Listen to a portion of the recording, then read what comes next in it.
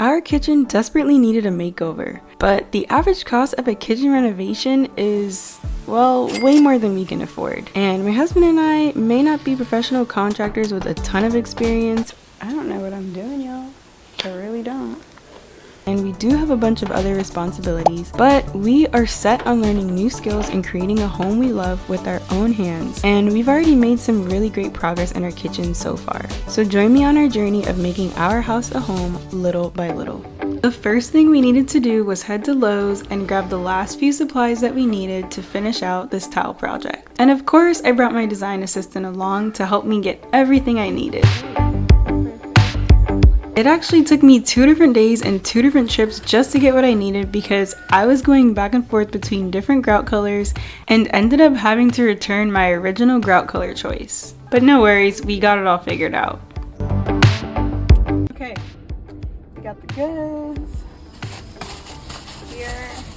Hi guys! As you can see, the backsplash is up. I do need to grout. I'm gonna start using my grout removal tool, and it's called a grout saw. I'm gonna go in and just like chip away at some of the areas that I kind of let some of that tile adhesive seep through the grout lines. It's not gonna be all of it. As I kept going, I learned and I was able to kind of like perfect it a little bit. So like this wall pretty much doesn't have any adhesive that's seeping through except for a couple spots that I can see. But this beginning section was where I really was like getting the hang of it. So I made a few mistakes there, and this is gonna come in handy. I guess I have to take it all the way out in order to get this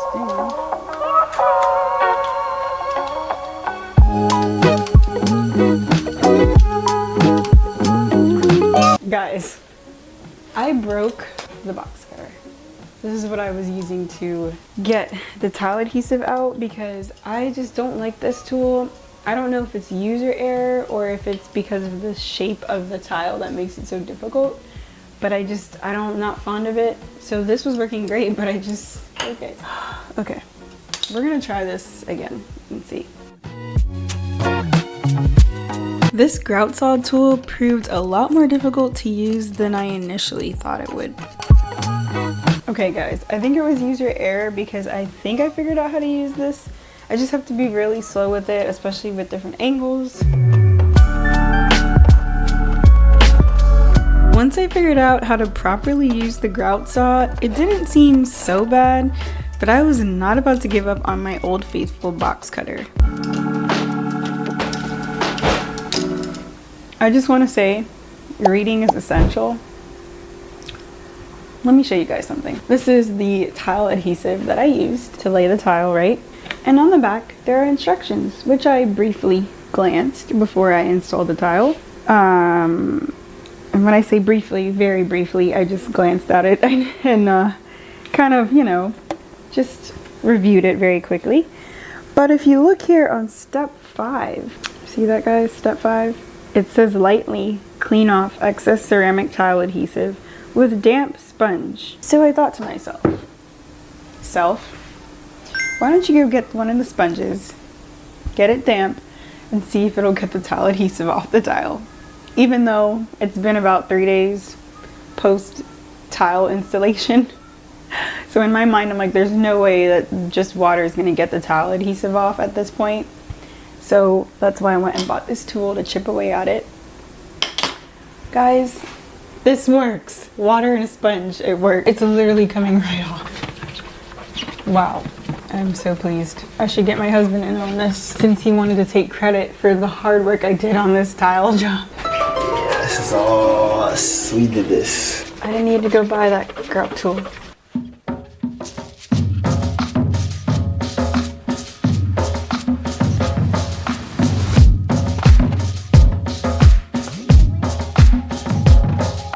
It was time to get down to the nitty-gritty, and as I started wiping down the surfaces of the tile, I decided to get my design assistant in on this. But she seemed really distracted at this point, and it was really unprofessional. She was even texting on the job, and I struggled to get her to actually do the work, so I just decided that I'd go ahead and do it myself.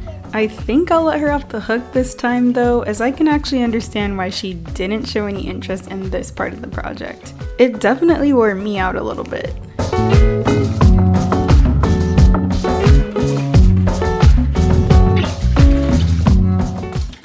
Guys, what a workout. Like literally my arm is hurting so bad. And I haven't even started the grout yet, so I have to do all of this all over again, like wiping off. I see why people will say like, oh, you have to do tile, like, you know. I didn't think it was so bad, and you know, I thought it was fun. Till I got to this point. This is not the fun part. I will say that, this is not the fun part. The laying of tile is the fun part. The cleaning up the tile and then having to grout.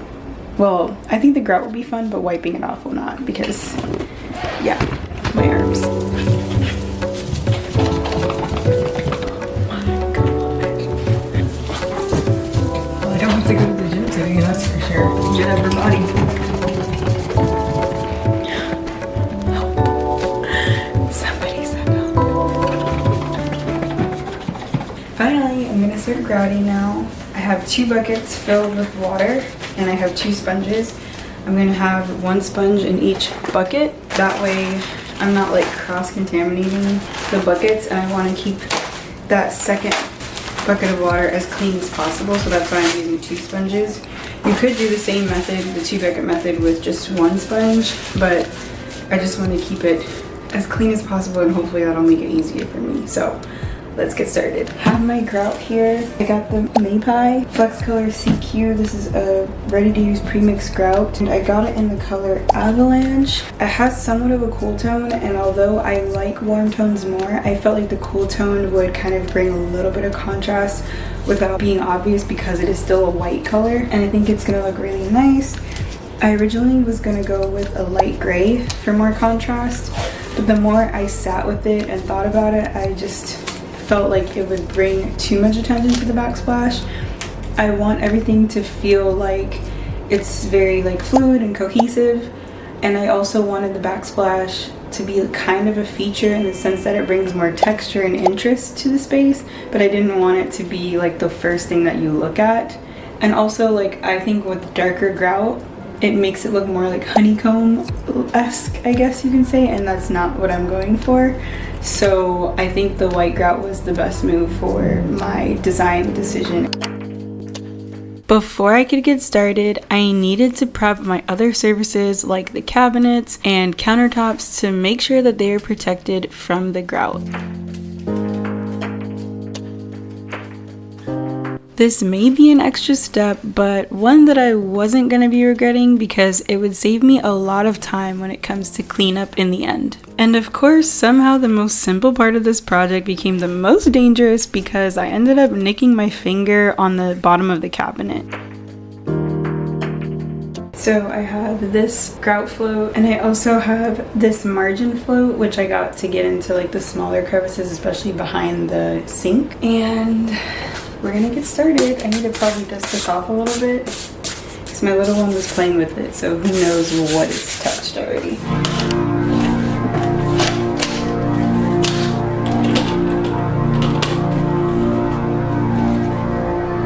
So these tiles feel a little dusty still. It does say that you can wet it a little bit with a damp sponge, and that helps kind of like to activate the grout or just make it more pliable as you're applying it. So that's what I'm going to do.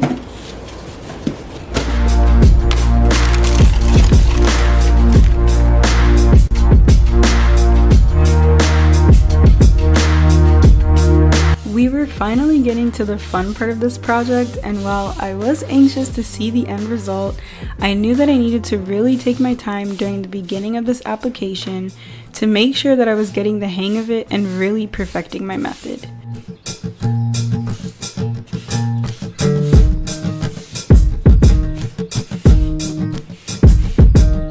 As you can see, I kept referring to the instructions on the tub of the grout to make sure that I was doing this the right way, so that I could avoid any mistakes or errors in the end. But you guys will see later on that some mistakes aren't always avoidable.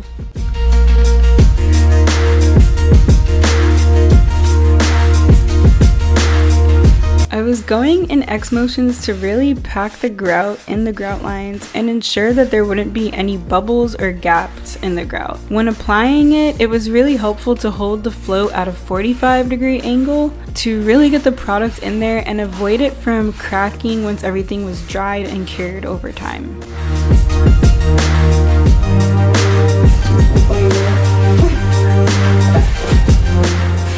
Do you remember what our backsplash looked like before, like when we first moved in? What backsplash? Exactly, what backsplash. It was like the ugliest wallpaper I've ever seen.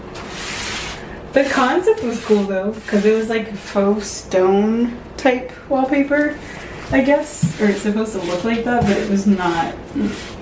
Just not conducive to a kitchen. I'm just trying to wrap my head around why people would think wallpaper would be a good idea in a kitchen.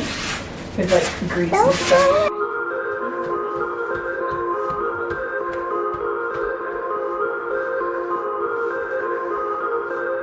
I was at the final stretch of the grout application step and nothing was about to slow me down at this point. My first tile job was a success, not without minor hiccups of course, but this kitchen was a much more refined version of its former self and I was so proud of the work that my husband and I put in to get it to this point. We're done grouting. Now I just have to rinse or like wipe down the rest of that section and then I'm good to go. So excited.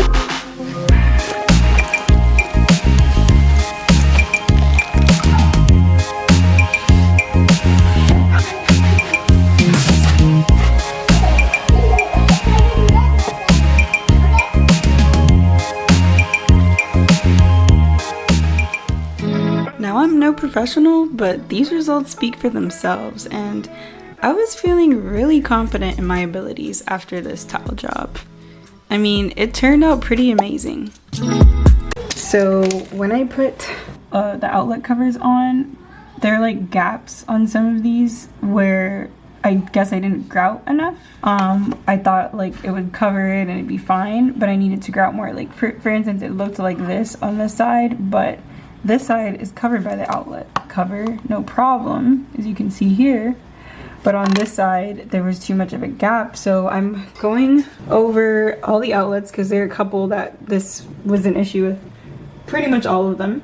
I guess I didn't grout close enough to the outlet, which I read and watched where people have said, yes, you need to grout as close to the outlet as possible, the outlet box. So I just kind of taped over where I don't want it to get on the tile so that I have less cleanup to do. And I'll just peel back the tape, let it dry. This is how I discovered the issue.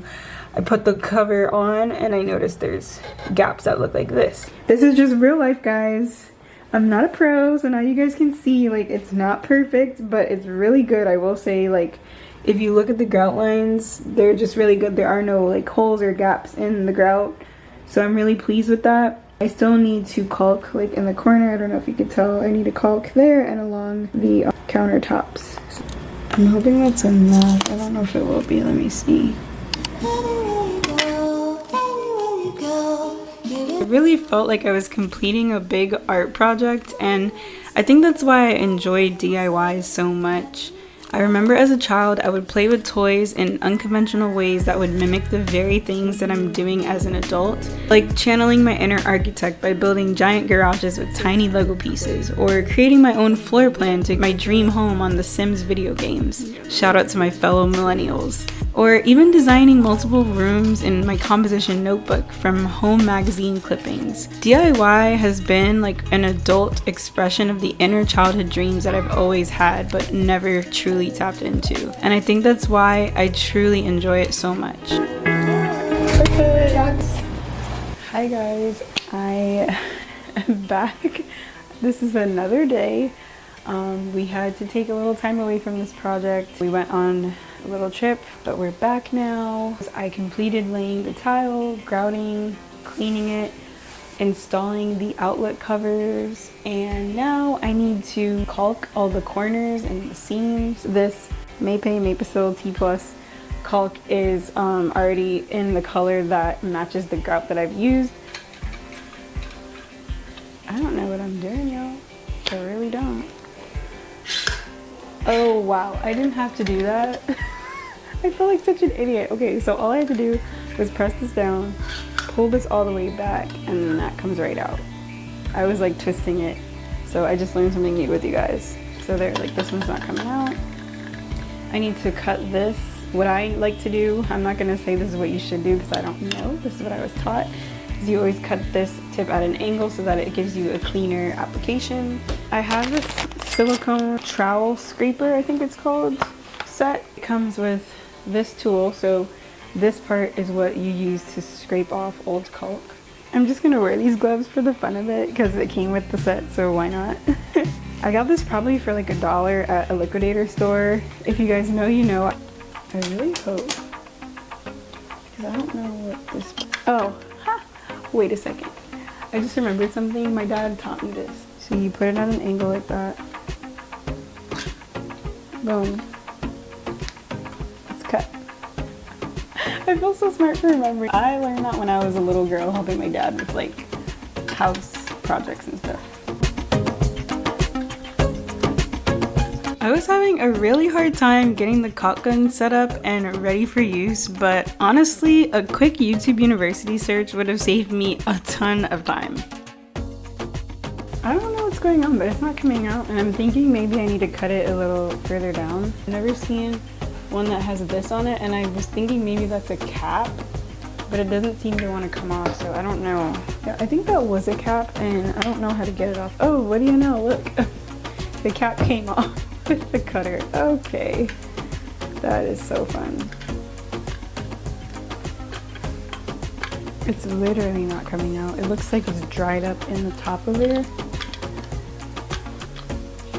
I'm so frustrated right now because this should not take this long to figure out.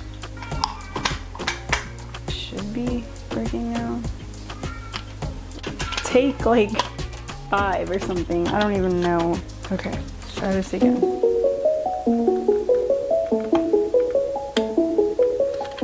After struggling with the caulk gun for quite some time, I was finally able to get started with the caulking. But of course, I continued to come across some hiccups along the way as I really wasn't the best at applying caulk, and for some reason I was struggling to keep it neat. So at times like this where I'm grateful I have a toddler. So I know there's a trick you can use baby wipes to wipe off any excess caulking, so that's what I'm gonna do. Overall, this tool works really well, but I think the parts where the angle wasn't exactly 90 degrees, it was a little bit harder to get it like clean. One of the things that significantly helped me to create cleaner seams with the caulk was applying tape to either side of a seam before the application. This was great for making cleanup a breeze. The process for me consisted of applying the caulk to a seam, smoothing it out with the scraper tool and my finger, and then wiping away any excess with a baby wipe before removing the tape. I completed all of these steps one section at a time.